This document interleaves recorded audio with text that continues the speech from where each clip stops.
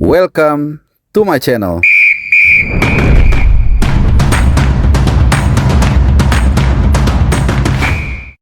Ya, halo, selamat datang di channel Bung Harpa, teman-teman semua. Apa kabar kalian? Mudah-mudahan dalam keadaan sehat, dalam keadaan bugar, dalam keadaan happy juga.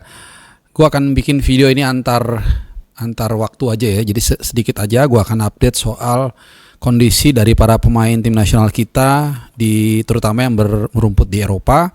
Jadi ada Marcelo Ferdinand review, kemudian juga ada Justin Hubner, dan kemudian juga ada Nathan Chow, serta last but not least ini yang pasti banyak juga kalian tunggu-tunggu, yaitu Mads Hilgers. Tapi Mads Hilgers akan gue taruh paling belakang. Jadi gue mulai dulu dari Marcelo Ferdinand. Ya, mungkin gue sempat juga mention di video terakhir soal grafik atau situasi di Oxford United. Jadi Marcelo Ferdinand setelah minggu lalu dia dapat kesempatan main atau turun di Oxford United Under 21. Tapi kemudian kemarin saat timnya bermain 1-0 menang dari Hull City, Marcelo Ferdinand ada di DSP, masuk di bangku cadangan. Jadi DSP itu adalah kertas tempat informasi susunan pemain, baik yang starter maupun juga yang cadangan, lengkap dengan asisten official pertandingan dan juga pelatih dan semuanya kitman. Ini jadi istilahnya DSP buat kalian yang mungkin yang belum tahu ya.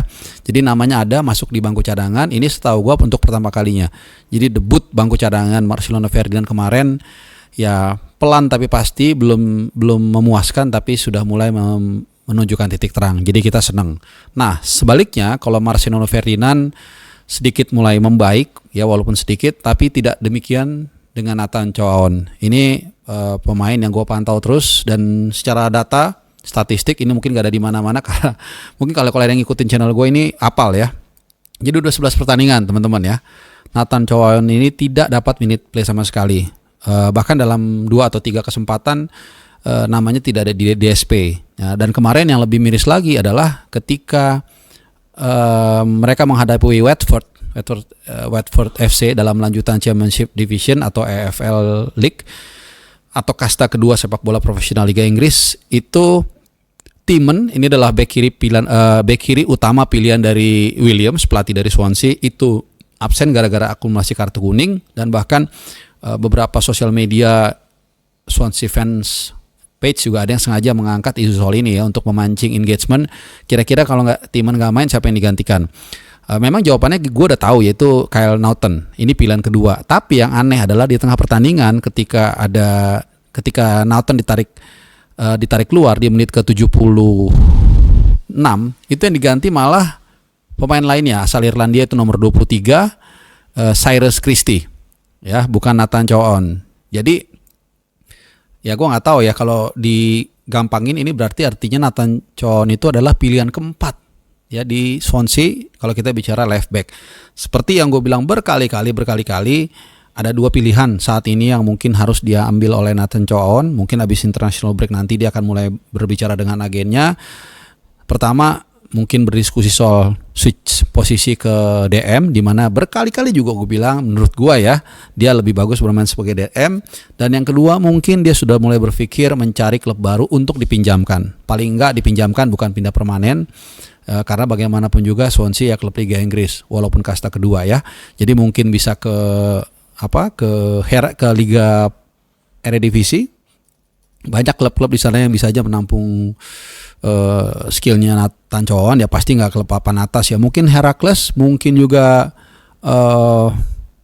Sparta Rotterdam, mungkin juga Walwich bahkan nggak apa-apa, atau NAC Breda. Intinya adalah klub-klub papan tengah atau bawah yang lebih menjanjikan atau memungkinkan Nathan mendapatkan minute play. Karena gue tetap punya filosofi pemain itu lebih bagus, apalagi di usia yang relatif muda ya dan lagi menanjak, itu lebih baik reguler di klub kecil daripada duduk di bangku cadangan di klub besar. Itu ya dari Nathan Chow. Mudah-mudahan dia tetap semangat, tidak mempengaruhi mental dia saat nanti membela Indonesia menghadapi Jepang tanggal 15 November dan juga membela Indonesia menghadapi Saudi tanggal 19 November di Gelora Bung Karno. Nah, itu dari Marcelo udah, dari Nathan udah, kemudian dari Justin Hubner. Nah, Justin Hubner ini rencananya nanti malam, ini gue rekam jam 7 malam nih, 7 kurang 5 waktu Indonesia Barat. Jadi rencananya nanti malam subuh waktu Indonesia Barat itu timnya akan berlaga di National League Cup menghadapi tim tuan rumah Oldham Athletic.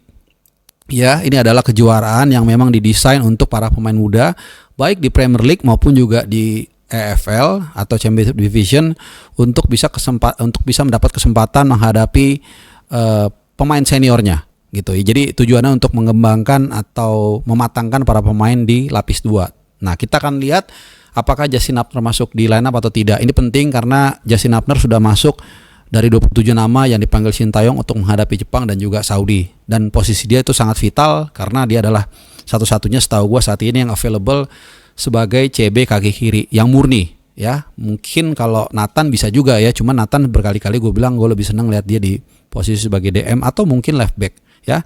Anyway, jadi kita tunggu nanti malam. Ini bisa menjadi sebuah pertanda apakah memang Justin Upner sudah pulih atau belum, atau kalau sudah pulihnya mungkin berapa persen itu bisa kelihatan. Kalau dia di bangku cadangan mungkin sudah pulih tapi belum tentu 100%. Kalau dia line up starter, kemungkinan besar dia sudah pulih mendekati 100% ya. Itu. Nah, last but not least, seperti yang gue bilang tadi waktu premier tadi siang, banyak yang tanya soal bang bagaimana kabar Mads Hilgers, bagaimana situasinya segala macam. Seperti kita ketahui semua, yang bersangkutan itu kemarin mengalami masalah ya waktu Twente menghadapi William Tway. Nah, di situ di babak yang pertama sebenarnya sudah menuju babak pertama akhir ditarik keluar. Bukan ditarik keluar, dia tidak melanjutkan di babak yang kedua, jadi langsung diganti meskipun cederanya itu dia sempat mengerang kesakitan di menit 38-an, tapi kemudian tetap main, dilanjutkan.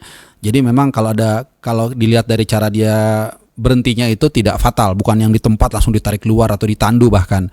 Makanya gue bilang sampai sekarang gue tetap berasumsi bahwa cederanya itu hamstring level 1, yang mana itu artinya istirahatnya itu ya paling lama mungkin 10 hari ya. Ini kalau menurut dari dokter yang gue pernah tahu. Nah, jadi ini udah berjalan 4 hari. Nah, ini kita lihat nih apakah nanti dia bisa in time, karena masih ada 9 hari sampai dengan nanti menghadapi Jepang di pertandingan pertama kualifikasi Piala Dunia round ketiga ya dari grup T.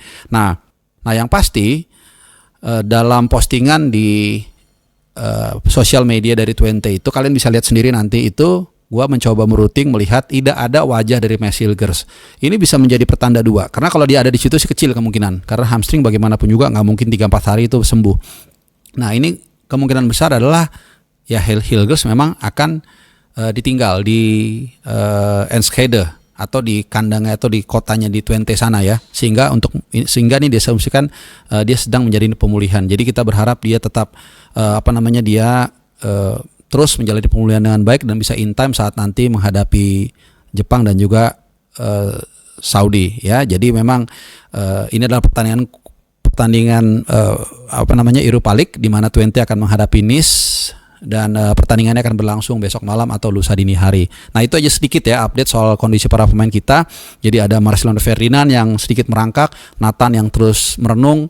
Kemudian ada Justin Upner yang akan kita tunggu penampilan nanti malam, mudah-mudahan kakinya sudah sembuh. Dan yang terakhir adalah Mads Hilgers yang masih wait and see sampai dengan nanti tanggal 15 November mendatang. Oke, terima kasih teman-teman. Itulah update sedikit aja dari gua. Semoga berkenan dan juga semoga informatif. Tinggalkan komen kalian kalau ada yang ingin bertanya ataupun ingin mengutarakan pendapat. Yang pasti jangan sampai nggak menyalakan loncengnya supaya kalian tidak ketinggalan kalau ada video-video yang gua upload yang jamnya selalu random. Terima kasih dan bye-bye.